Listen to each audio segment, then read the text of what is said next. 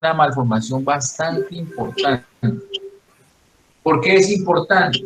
Dependiendo de su presentación, esos nervios van a estar en contacto con el líquido amniótico y el líquido amniótico a través de sustancias químicas puede lesionar los nervios. De tal manera que estamos hablando que según y dependiendo del nivel, este paciente puede tener un déficit neuronal. Otra cosa interesante es que el defecto del cierre del tubo neuronal causa un efecto de sifón donde podemos además adicionalmente tener hidrocefalia. Entonces, ¿a qué nos enfrentamos?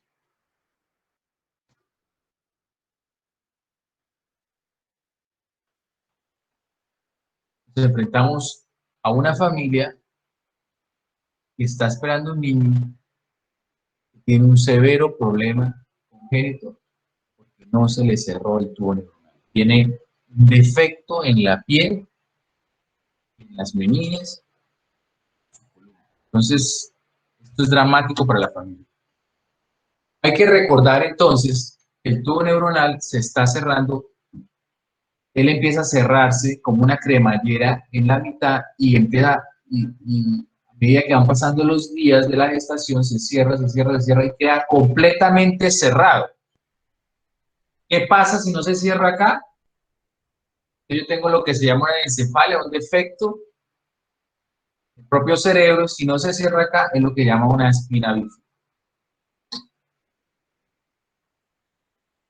Entonces estamos viendo que esa columna que debió formarse bien alrededor de la 8ª semana es una columna que no forma los elementos posteriores óseos, de tal manera que se nos forma un saco lleno de líquido cefalorraquídeo y están expuestos los nervios. Dentro del útero ustedes se dan cuenta cómo puede sufrir ese defecto por irritación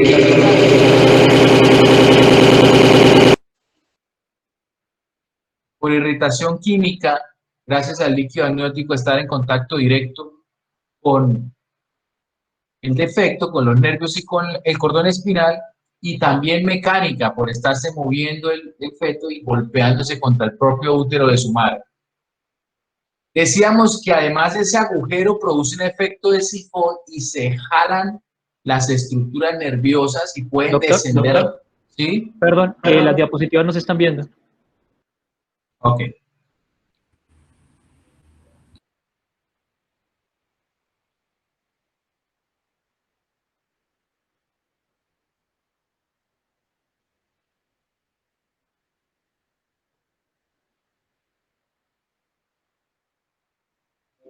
Gracias. ¿Me avisas cuando las puedas ver? Ya se ve.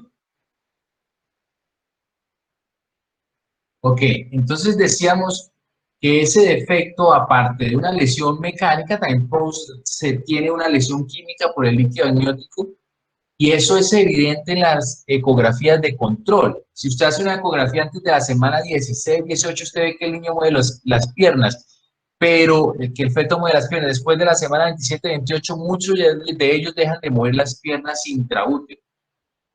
Y lo otro es que este agujero produce un efecto de sifón jalando las estructuras nerviosas hacia abajo, de tal manera que descienden las amígdalas cerebelosas y puede producir una obstrucción del líquido cefalorraquídeo, del paso del líquido cefalorraquídeo en la unión cráneo-espinal, y eso se traduce en una hidrocefalia. Hasta el 80% de los pacientes que tienen espina bífida tienen hidrocefalia.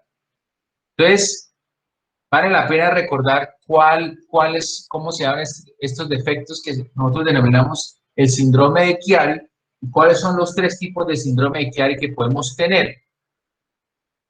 El tipo 1 es el Chiari que se caracteriza porque desciende las amígdalas cerebelosas de forma normal, ¿sí? Por debajo del foramen magno. Entonces el foramen magno sería acá y la amígdala cerebelosa descendió acá, ¿sí? Un defecto también congénito, pero que no tiene asociada ninguna otra patología. Esto puede causar severos dolores de cabeza, en ocasiones obstrucción del paso del líquido cefalorraquídeo con hidrocefalia.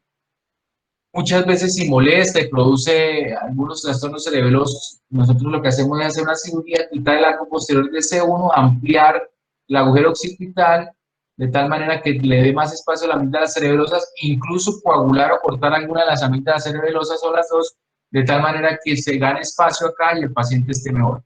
Ese sería el síndrome de Chiari tipo 1.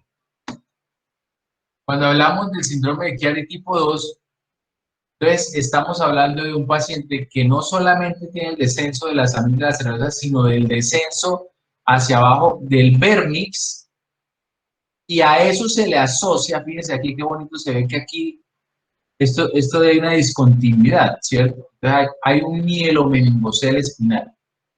Entonces este es un síndrome de Chiari tipo 2, que es el que generalmente vemos en el mielomeningocele.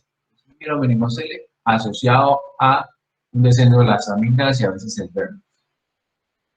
Y el síndrome de Chiari tipo 3 es raro y combina una fosa posterior pequeña con un defecto de encefalocele cervical u occipital alto, generalmente con desplazamiento de las estructuras cerebelosas hacia el encefalocele y a menudo con un desplazamiento inferior del tronco cerebral hacia el canal espinal. Ahí en esa imagen de resonancia podemos ver un defecto de hueso que involucra el occipucio inferior, el foramen magno, los elementos posteriores de C1 y C2, una herniación del cerebelo. Esta sería la herniación del cerebelo. Está dilatado el cuarto ventrículo y cae hacia abajo el tronco cerebral. ¿Okay? Está metido aquí como en la columna. Ese es el más severo. Raro. Entonces decíamos que si aquí yo estoy sacando líquido cefalorraquídeo porque no tengo los elementos posteriores óseos de la columna, eso me crea un sifón, me jala entonces las amígdalas cerebelosas, ellas descienden por debajo del agujero occipital, o sea, se herniaron porque no deberían estar debajo del agujero occipital, se meten entre C1 y C2, y eso produce una obstrucción del líquido cefalorraquídeo y me produce una erosión. ¿Cuáles son los tipos de espina bífida? Entonces resulta que hay 4 tipos de espina bífida. Una que se llama la espina bífida oculta, donde simplemente yo no tengo los elementos posteriores, ustedes se dan cuenta que yo aquí no tengo espinosas, probablemente no tengo láminas, ¿cierto? Pero los elementos neuronales están en su posición. Esa es la más benigna y generalmente no causa ningún déficit neurológico, ni siquiera síntomas. Hay una que se llama mielosquisis. Entonces ahí no se formó la columna, ¿cierto? Se deja expuesta la médula espinal y los nervios espinales a través de una abertura en la espalda. Es decir, eso está completamente expuesto, ahí no hay ni siquiera piel, ni siquiera un tejido, una membrana, no hay una, ¿cómo se llama? Sí, una duramadre, no hay ningún tipo de meninge, ¿vale? Entonces, esta es la más severa, la mielosquisis, porque está todo abierto. Cuando yo hablo de meningocele, es que hay un cele de las meninges, o sea, esto aquí que está recubriendo este quiste es duramadre, pero los elementos neuronales están en adecuada posición. Entonces, es más benigna que el mielomeningocele, porque en el mielomeningocele tengo la dura madre expuesta, digamos, solamente tapada por alguna capita de piel o no, pero están herniados todos los elementos neuronales, incluido el cordón espinal, que en ese nosotros lo llamamos la plácula, porque él debería estar doblado entre sí mismo, no está doblado, está abierto, y los nervios. Este es el mieloma. Ahora, uno puede encontrar otros defectos que son interesantes, que llaman mucho la atención. Por ejemplo, este defecto, este niño nació con esa colita, como una colita de perro. ¿Sí? Y eso no es sino piel, un poco de tejido graso, tenía al final como un tejido necrótico, todo esto. Nosotros es un caso nuestro en Barranquilla, que analizamos y la patología realmente no mostró nada, ni lesión tumoral, ni nada, sino un defecto congénito, y esto es bastante común y lo terminamos resecando. No hubo ningún problema. ¿Cuáles son? Entonces vamos a hablar del mielomeningocele, ¿sí? Que es el más prevalente. ¿Cuáles son los factores de riesgo para para que un niño nazca con mielomeningocele? La deficiencia del ácido fólico. Y este es un mensaje muy importante porque esta enfermedad se puede evitar si las mujeres que están en periodo fértil y están teniendo actividad sexual, pues se toman el ácido fólico, reemplazan el ácido fólico 6 meses antes de embarazarse. La prevalencia de esta enfermedad en Estados Unidos es más o menos de dos casos por cada 1000 habitantes, pero en nuestra comunidad pueden ser hasta 5 o 10 casos por cada 1000 habitantes. Entonces es muy grande la prevalencia. Esta prevalencia bajó de manera importante cuando empezaron a ponerle ácido fólico a algunos alimentos como el arroz o el maíz. De tal manera que eso tuvo un gran impacto en toda la comunidad.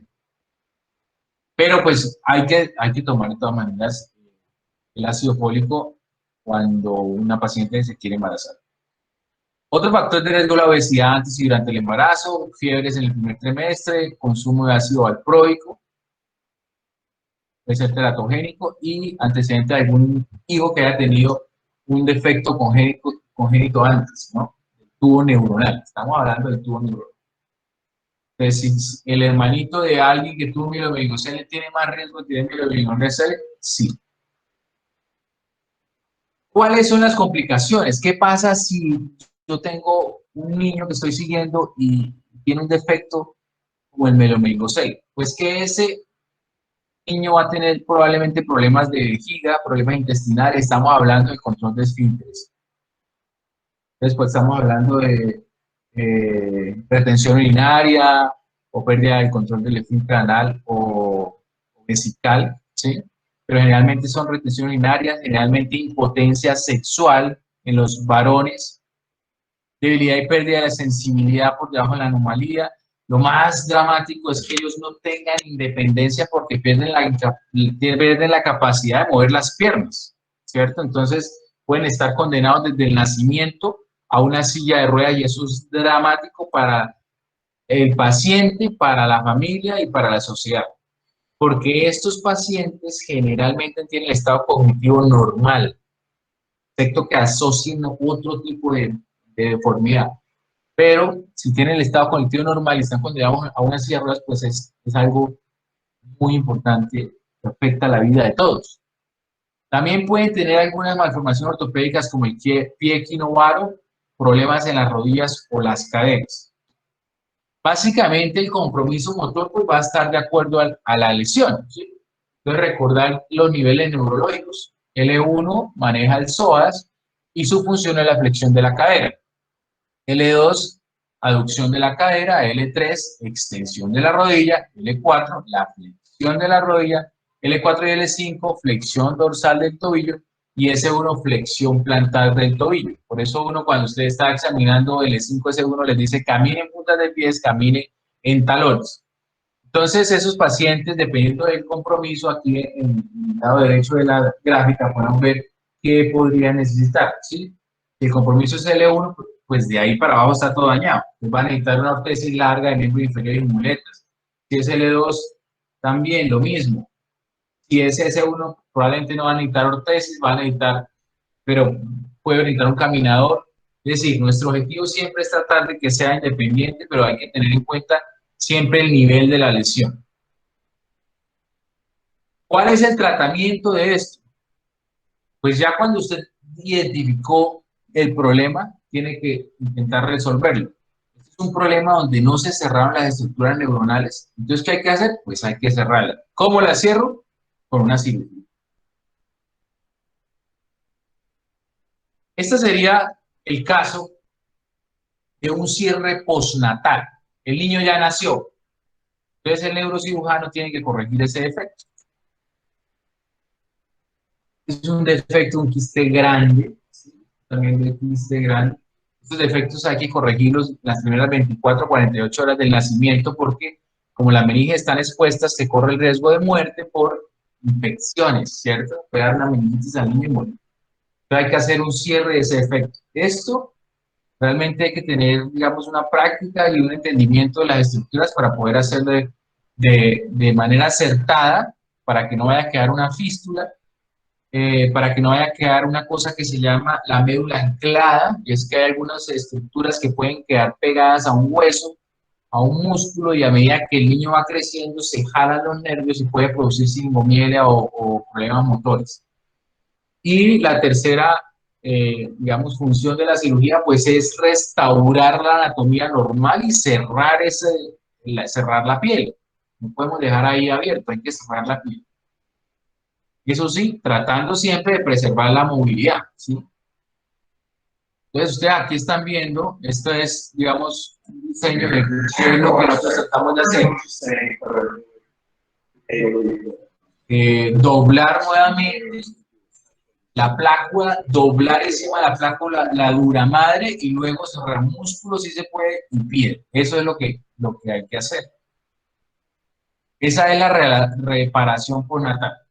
¿Qué pasa con la reparación postnatal? Pues, el problema de la reparación postnatal es que muchos de esos pacientes al nacer ya nacían con débiles severos o nacían parapléjicos.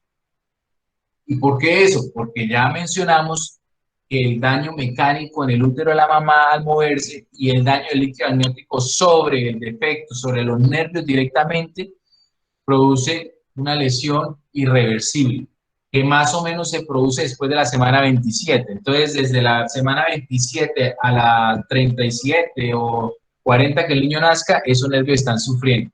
Adicionalmente, a esa edad gestacional se produce el descenso de las amígdalas, entonces el niño nace con hidrocefalia. Teniendo esto en cuenta, lo propone este doctor que se llama Alan Flake, hacer una reparación prenatal, ya no postnatal, sino prenatal. ¿Qué quiere decir prenatal? En el útero. Hacer una reparación en el útero. ¿Para qué? Para que esos elementos neuronales no estén expuestos al líquido amniótico, para tratar de evitar la formación de la hidrocefalia por el efecto de sifón que produce el quiste y el defecto.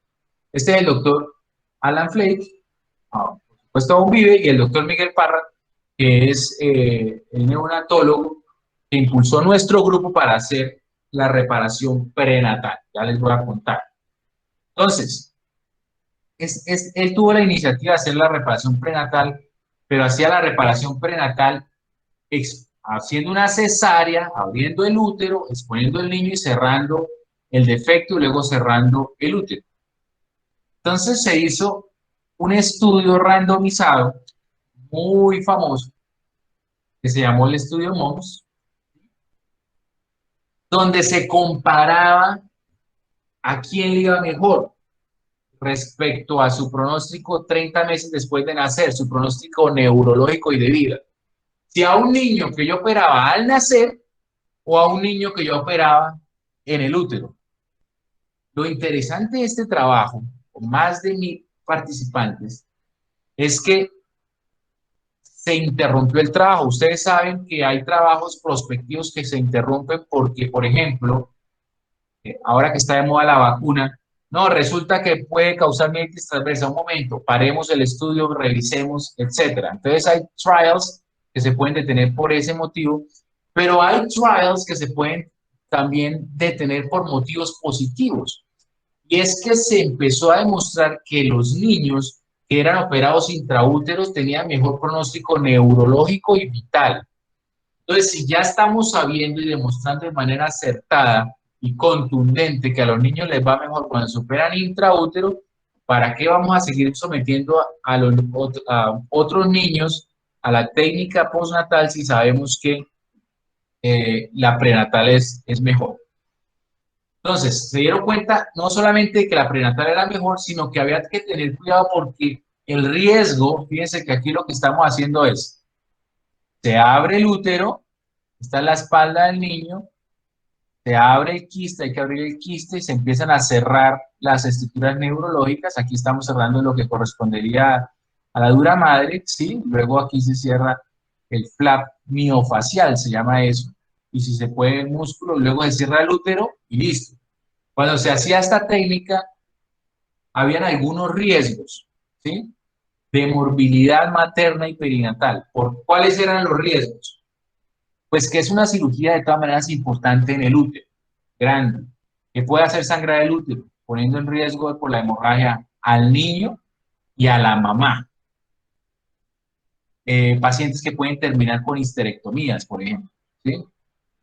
Estos pacientes no pueden ser llevados a un parto vaginal porque el útero no alcanza a recuperarse en tan poco tiempo. Estamos hablando de la semana 26, ¿sí? Hasta la 37 son solamente 10 semanas para pensar que la madre pueda hacer contracciones uterinas para pujar y hacer un parto vaginal. Entonces, la técnica demostró que funcionaba, que al niño le iba mejor, pero tenía algunas dificultades respecto a hacer una lesión tan grande en el útero y sin embargo, a pesar de que fuera una cirugía con una cesárea y abriendo el útero, demostró mejores resultados neurológicos que la postnatal. Otra cosa interesante es que al yo estimular tanto el útero, puedo producir partos prematuros. Entonces, yo no hago nada reparando el mielomeningocele al niño y que a los 3 días se produzca un desprendimiento de placenta o el niño quiera nacer antes de tiempo, ¿sí? Parto prematuro, pues porque toca sacar al niño con pulmones inmaduros, entonces al final no termina haciendo nada. Entonces es cuando se reúnen los grupos a nivel mundial, que no son muchos, 4 o 5 grupos a nivel mundial, y dicen, bueno, ya demostramos que la intraútero es mejor, entonces mejoremos la técnica de intraútero. Ah, bueno, ¿cómo mejoramos la técnica de intraútero? Hagamos una fetoscopia. Las fetoscopias se usan diariamente para corregir defectos umbilicales, cualquier cosa del cordón umbilical, se puede usar rayos láser. Es una técnica común donde se inserta una cámara a través de un puerto de 2 milímetros. Fíjense qué interesante, 2 milímetros, pues ya no es lo mismo una incisión de 2 milímetros que una incisión de 10 centímetros, ¿cierto? Que sería aquella incisión o de 7 centímetros para exponer la columna. Entonces se empieza a hablar de esto en el mundo. Fíjense que estos son existe un grupo, un consorcio internacional donde nosotros participamos también como Colombia, con el grupo nuestro, allá en España y en Estados Unidos, donde hacemos el consenso de la técnica por fetoscopia para hacer el reparo. Entonces, el reparo es lo mismo. Ustedes se dan cuenta que aquí lo que se hace es primero se abre el quiste, luego se buscan las estructuras para doblarlas anatómicamente y suturarlas. Entonces, lo que termina haciendo es reconstruyendo las capas naturales que debe tener la columna, las meninges, eh, los músculos o el la miofascia, digamos, el tejido celular subcutáneo y la piel. Entonces, ¿quién se vuelve candidato a una fetoscopia? ¿Qué madre se vuelve candidato a una fetoscopia? Pues un feto que tenga un mielomeningocele desde T1 hasta S1, ¿cierto? Que tenga herniación del cerebro posterior, que se vea que las amígdalas tienen riesgo de herniarse o ya se herniaron. Esa lesión puede extenderse por debajo de S1, pero no es conveniente que el nivel sea más alto que T1. Ya cuando el nivel es más alto que T1, ese paciente generalmente van a ser parapléjico, entonces ahí ya hay que discutir con la familia y lo que se puede hacer es una terminación voluntaria del embarazo. La edad gestacional al momento de la cirugía no debe ser mayor de 25 semanas, porque ya dijimos que después de la semana 26 el daño que causa el líquido amniótico es muy grande, entonces, o el niño está muy grande, no tiene ningún sentido. Entonces hay que operarlo antes de la semana 25. Y hoy en día ya lo estamos hablando de la semana 16, es un feto muy pequeñito. Recientemente salió un paper donde hablaba ya no de la semana 25 como la semana ideal para operarlo, sino incluso antes. Que la mamá tenga más de 18 años, un embarazo único y la confirmación del cariotipo normal, es decir, que no tenga otras enfermedades genéticas. Ahora, ¿cuáles son los criterios de exclusión? No vamos a operar a todo el mundo. Hay unos criterios de exclusión que son mayores que los criterios de inclusión. Una paciente que tenga diabetes pregestacional inmunodeficiente, anomalías fetales no relacionadas con el mielomeningocele, como algún defecto cardíaco o hemorragias intracraneales que nos van a comprometer el pronóstico cognitivo de ese paciente, una cifosis fetal de 30 grados o más a nivel de la lesión del mielomeningocele, lesiones, digamos que ya sabe uno que ese paciente definitivamente no va a caminar, cerclajes o antecedentes documentados del cuello uterino incompetente, placenta previa. Uno para hacer esta cirugía tiene que saber dónde está la placenta, porque si no entra y lesiona la placenta y se desprende la placenta. Un paciente que no tenga desprendimiento placentario, cuello uterino corto, índice de masa corporal mayor a 40, parto espontáneo previo antes de la semana 37, historia de antecedente de muerte fetal, inmunización RH materno-fetal. Pues todo esto lo hacen nuestro grupo materno-fetal y neonatal, ¿no? Estado materno de VIH o hepatitis B positivo. ¿Cómo hago la evaluación prequirúrgica? Entonces aquí quiero decir lo siguiente. Esto es la evaluación prequirúrgica para yo hacer una cirugía por fetoscopia, que ya les dije que es la técnica que demuestra ser más segura y con mejor chance para el niño no tener menos enfermedad, lesión neurológica y tener más chance de caminar y más chance de no tener que necesitar una derivación ventricular para una hidrocefalia, ¿cierto? Pero por supuesto que si a mí me llega un niño, que algunos de ustedes debieron saber, recientemente vino un niño de Ecuador a operarse con nosotros en la Foscal, ya tenía 2 meses, pues hay que cerrarle el defecto postnatal, porque no entró en este programa de fetoscopio, ¿sí? Y muchos de esos pueden tener aún el chance de ser independientes, ¿sí? Pero ese chance va disminuyendo en el tiempo. Ese chance disminuye si no se operó intraútero. Ese chance disminuye si no se operó el día 1 del nacimiento. Ese chance disminuye si no se operó la primera semana, si no se operó el primer mes, ¿sí? Nuestra niña se operó 2 meses después porque las fronteras estaban cerradas. Sin embargo, está moviendo las piernas y nosotros pensamos que tiene chance de ser independiente. Entonces, esto que les estoy contando es para la evaluación prequirúrgica para la fetoscopia, para operarlo en el útero en la semana 26, ¿cierto? Porque el que tiene el defecto postnatal, pues hay que operarlo simplemente por una cirugía abierta, con microscopio, etc. Entonces, a todo el mundo hay que operarlo. Usted no puede dejar de un defecto de estos abiertos. Entonces, se va a ganar una meningitis, ¿cierto? Y el defecto, el problema neuronal va a aumentar. Todo hay que cerrar. Entonces, la evaluación prequirúrgica de la fetoscopia incluye una ecografía de alta resolución de tercer nivel, se llama eso. Eso es para confirmar el diagnóstico y determinar la ubicación de la lesión, además para evaluar la presencia de otras anomalías congénitas como el pie equinovar. La resonancia magnética fetal nos sirve para confirmar la presencia de la anomalía Chiari-2 y detectar la evidencia de cualquier otra anomalía neurológica. Este es un paciente nuestro de 25 semanas, entonces aquí vemos una resonancia, ahí uno puede ver la columna y además aquí está la lesión, ¿cierto? Hay que hacer un ecocardiograma fetal y hay que hacer una amniocentesis para careter. Estamos haciendo una amniocentesis para ver el diagnóstico y sacar el careter. Aquí esto es una visión intraoperatoria de la lesión. Esta lesión, esta resonancia magnética fetal, es una resonancia 3D, se llama. Esta es una ecografía de alta definición, donde se ve el defecto, vean qué bonito se ve el defecto en la ecografía, entonces luego ahí pasa uno a la resonancia le muestra mucho mejor el defecto, usted puede medir cuánto mide su defecto, ¿sí?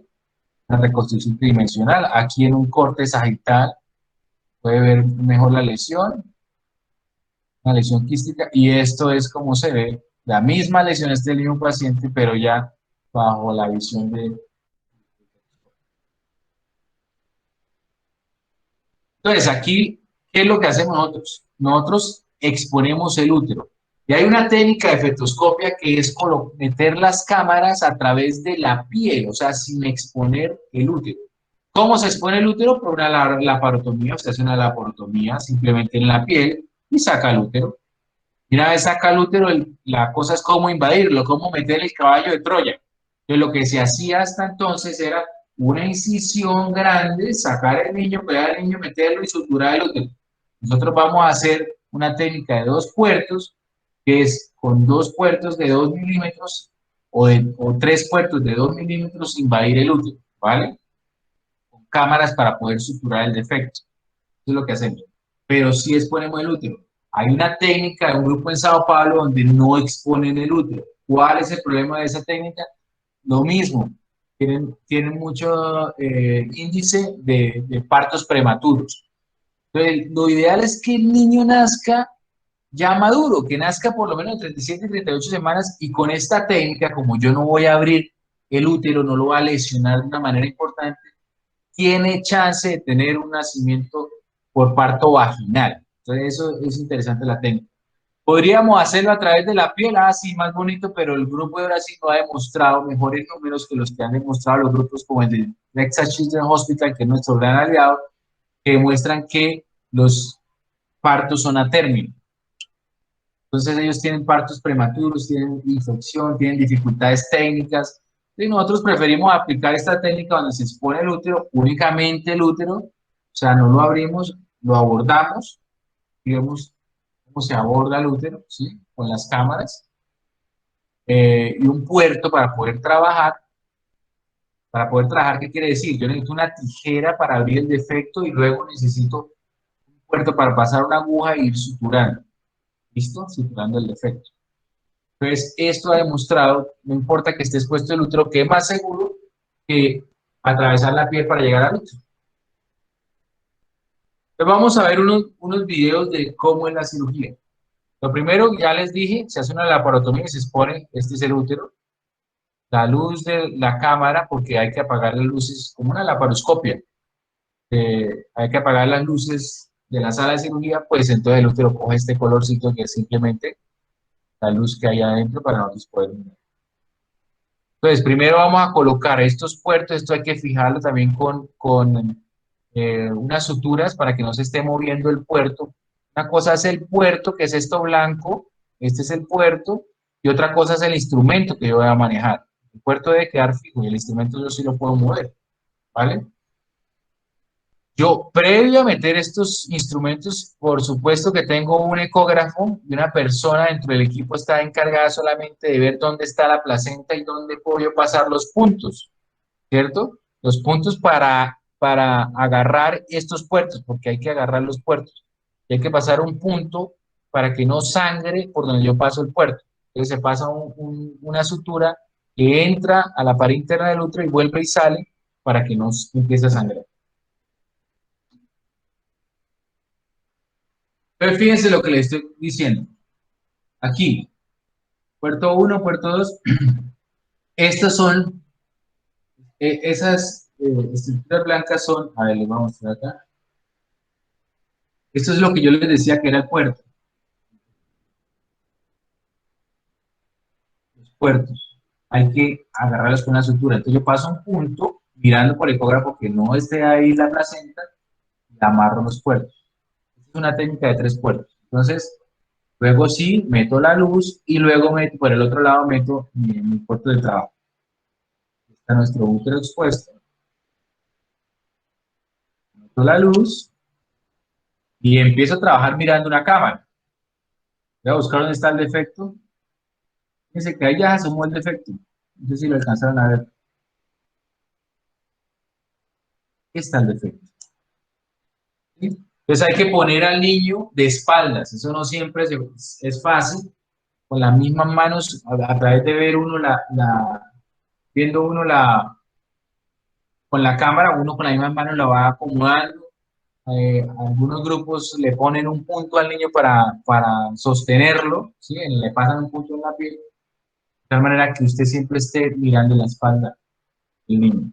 Bueno, vamos a seguir aquí con nuestra cirugía. Entonces aquí estoy yo, esto es la frecuencia cardíaca del niño que se está midiendo todo el tiempo, ¿sí? Estoy yo tratando de abrir el quiste, un grupo multidisciplinario, nuestro útero. Vamos a ver, estoy abriendo el quiste de 2 milímetros, o sea, es enorme, pero eso es de 2 milímetros. Ahí ya abrí el quiste, sale el líquido, se fue para aquí. Abajo están los nervios, no puedo cortar ningún nervio. Entonces, ese remanente de piel, eso va por fuera. Pero abajo está, dentro de él está la plácula, que es como un plátano que tengo que volver a cerrar porque corresponde a las estructuras neuronales, corresponde al final de... Y ya luego acá Una vez ya expuse las estructuras y el paso a paso de lo que voy a cerrar, entonces puedo empezar a suturar.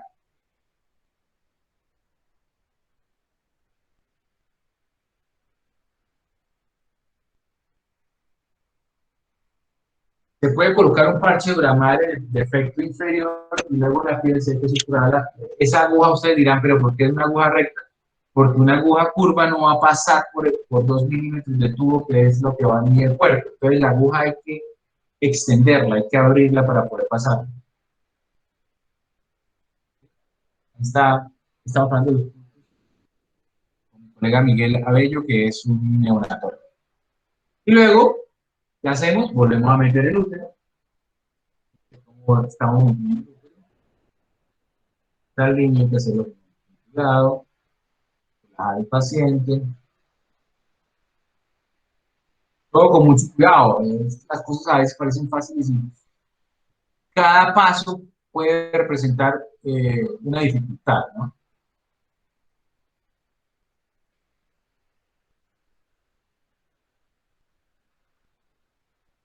Le volvemos el útero a la señora, luego simplemente cerramos los abdominales y se ve. ¿Cuál es el resultado? Era el defecto. Fíjense que está los miembros expuestos, eso es lo que llamamos la plácula, eso está expuesto al líquido amniótico. Este es el resultado postoperatorio. Está todo bien cerradito y el niño sigue su embarazo. Este es el niño, el primer niño en Colombia operado con esta técnica por médicos colombianos, se llama Jerónimo. La buena noticia es que al nacimiento está moviendo las piernas, ¿cierto? Y está cicatrizado el defecto, ¿vale? Esta es una cicatriz que parece grande, pero realmente lo más importante es que está cerrado el defecto. Eso, los niños tienen muchas, otra cosa interesante es que dentro del útero ellos tienen muchas células madres, entonces nacen con el defecto cerrado, espero corregido bien, nacen con Jerónimo en este momento tiene 7 meses y sigue moviendo las piernas bien. Hay que estimularlos, por supuesto, ¿no? Bueno, ¿cómo se llega acá? Entrenando en la casa. Este es una simple iPad, un modelo que tenemos ahí en UNAD. Miguel aquí ensayando en Iquitos, además ensayamos curando telas, esto es en Instituto Musical Internacional, esto es en Barranquilla. Somos parte de un curso en Texas y somos aliados del consorcio de Texas Children's Hospital, donde se hacen muy importantes cirugías. Nosotros seguimos haciendo cirugías, tenemos pendiente en este momento 2 pacientes con 24 semanas para operarse de aquí a 2 semanas en Barranquilla. Agradecimientos pues a todo el equipo, doctor Jessy Miranda, el doctor Guido Parra, el doctor Miguel Parra, el doctor Abello, que somos el equipo que los informantes nos llamaron los magníficos, pero lo más importante es, cuando nosotros íbamos y visitamos al Children's Texas, nos parecía que eso era ciencia ficción y que eso nunca se iba a lograr, eran muchos detalles pequeños, nos parecía que se necesitaba un hospital muy grande como el Children's Texas, que constantemente está recibiendo donaciones, que tienen de todo, pero logramos hacerlo y digamos eso es importante para la medicina del país. Entonces, pues nada, esto era lo que les quería compartir de la evolución y el estado del arte de la cirugía del mieloma. Muchas gracias. Listo, doctor. Muchísimas gracias por la charla. También agradecemos a todos los asistentes por permanecer y escuchar pues al doctor la charla que nos tenía que dar hoy. ¿Hay alguna pregunta de algún participante que quiera hacerle al doctor?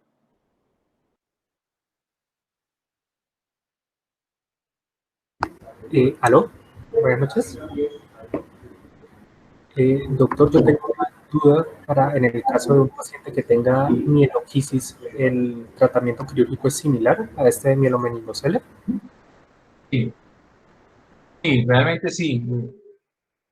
De hecho, ya operamos una meloquisis. Lo que pasa es que es más difícil porque entonces tú no tienes bordes. no tienes músculo, no tienes piel. Entonces tú lo que tienes es un agujero.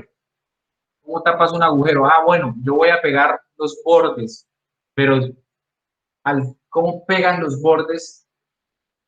No hay piel, es más difícil, es un reto. Entonces se han inventado varias cosas. Lo primero es irte bien por debajo, separando con una tijera, prácticamente hasta llegar al borde del abdomen para que la piel te dé y hacia arriba y hacia abajo, ¿vale? Si eso no es suficiente, se hacen unas incisiones de relajación. ¿Qué quiere decir eso? Abro la piel más o menos en el cuadrado lumbar, los flancos, de un lado o los dos lados, para poder cerrar en la línea media. Pero me queda un agujero en los cuadrados lumbares, sí, pero no me queda el agujero donde está el defecto en los nervios. Cubro los nervios, que es, digamos, mi misión principal. Me va a quedar expuesto en los músculos, ¿cierto? Los músculos lumbares. Pero eso termina cicatrizando. Ahora, ¿cómo se hace una incisión de relajación a los lados de la columna, a los lados, digamos, los flancos? Usted coge un electrodo que tiene una punta que quema, imagínate un monopolar, y haces una linecita. Y con eso ya la piel se relajó y tú la puedes jalar para cerrarla, ¿vale? Ideal que sea una sola incisión de relajación, pero se pueden hacer dos. Ahora, es importante insistir que hay que tener cuidado con los pequeños detalles. Un grupo en Estados Unidos, la gente que está haciendo esta técnica del mundo es aún pequeña, todos cabemos aún en un cuarto. Entonces nosotros nos reunimos a intercambiar, digamos, experiencias. A un grupo en Michigan, cuando hice la incisión de relajación, es decir, tienes un agujero, al lado abres la piel para poder cerrar el agujero. Resulta que lesionaron un riñón porque el monopolar se fue muy profundo. Entonces adicionaron un problema al problema que ya tenía. Pero sí es un reto mayor y hay que tener cuidado con eso porque entonces el paciente puede terminar con una lesión renal muy importante. Pero funciona bien, nosotros hemos hecho incisiones de relajación en la piel y los pacientes, tú no haces una incisión muy profunda, sino simplemente en la piel, ellos terminan cicatrizando, queda una cicatriz, pero prácticamente nacen ya cicatrizados. Ah, listo, gracias. ¿Alguna otra pregunta?